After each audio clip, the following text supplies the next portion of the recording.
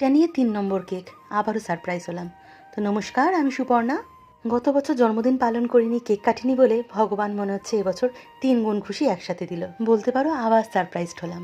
আর এবার সারপ্রাইজ করলো আমার কাছের কিছু মানুষ, বলতে পারো আমার ক্লাব মেম্বার বা আমার প্রতিবেশী। এক কথায় আমার আরেকটা পরিবার, যারা সব সময় আমার পাশে থেকেছে, আমাকে আগলে রেখেছে। গত বছরও আমার বার্থডে সেলিব্রেট করতে চেয়েছিল এরা, কিন্তু আমি করতে দিইনি। তাই এবার আমাকে কিছুই জানায়নি, মানে সম্পূর্ণটা না জানিয়ে করেছে। সেটা তো তোমরা আমাকে দেখেই বুঝতে পারছো। মা মামুন ভাইরা যখন এসেছিল তখনও আমি যেমন অগোছালো ছিলাম, এখনও সেম আমি সেইভাবেই রয়েছি।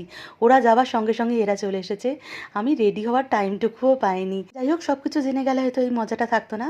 সবাইকে একটু কেক খাইয়ে দিয়েছিলাম, শুধু পিয়ালি আর শান্তনু খেতে পায়নি, কারণ ওদের একাদশী ছিল। এতটা তাড়াহুড়োতে সব কিছু হয়েছে যে সবটা বুঝতে আমারও কিছুটা সময় লেগেছে। তার ফলে ঠিকমতো ভিডিও করতে পারিনি গুছিয়ে। আর এদিকে ভিডিও করতে গিয়ে দেখলাম যে আমার গালে কেউ একটু কেক লাগিয়েছে। এই আমাদের সুপর্ণা ম্যাডাম, আমি নই, এই সুপর্ণা, আমার ছোটো বোনের মতো। গিফট ছাড়া ও কিছুই জানে না। ও যখনই আমার কাছে আসে কিছু না কিছু আমার জন্য নিয়ে আসে। দেখোই আমার জন্য সুন্দর একটা মঙ্গলসূত্র নিয়ে এসেছে, খুব সুন্দর হয়েছে। তার সাথে একটা খুব সুন্দর শেডের লিপস্টিক। এটা দিয়েছে অঞ্জলি আমার গোপু সোনার জন্যে। কি সুন্দর হয়েছে না?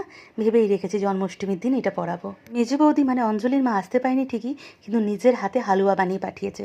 এটা অবশ্য আমার জন্যে না, এটা গৌতমের জন্যে, কারণ আগের সপ্তাহে গৌতমের জন্মদিন গেছে। বৌদির হাতের রান্না অসাধারণ, আর যাই বানায় এইভাবে আমাদের জন্য পাঠায়। খাওয়ার পর তোমাদের গৌতমদার রিয়াকশন দেখো।